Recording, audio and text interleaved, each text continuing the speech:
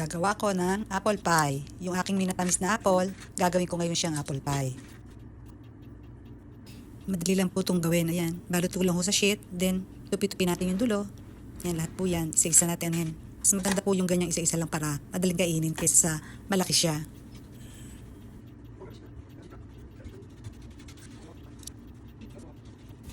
Ayan, balutin ko na rin siya lahat para mas marami.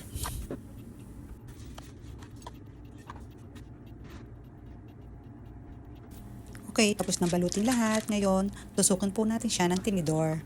Lahat po tutusukan natin. Ganyan lang.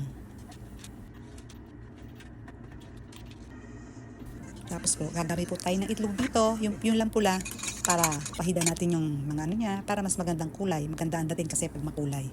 Optional lang to, pero mas maganda na rin ho yung lagyan natin ng ganyan itlog ng ano sa ibabaw para mas maganda talaga dating.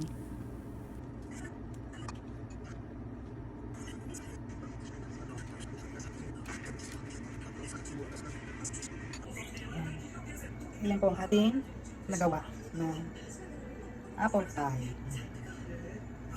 Salang po natin siya sa oven ng 30.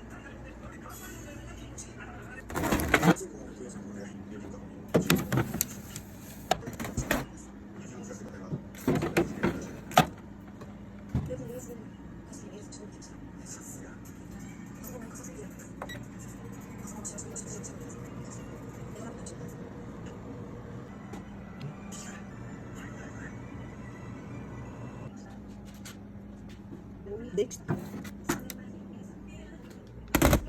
Ayan. Ito na ating apple pie. Ayan po ang ating apple pie.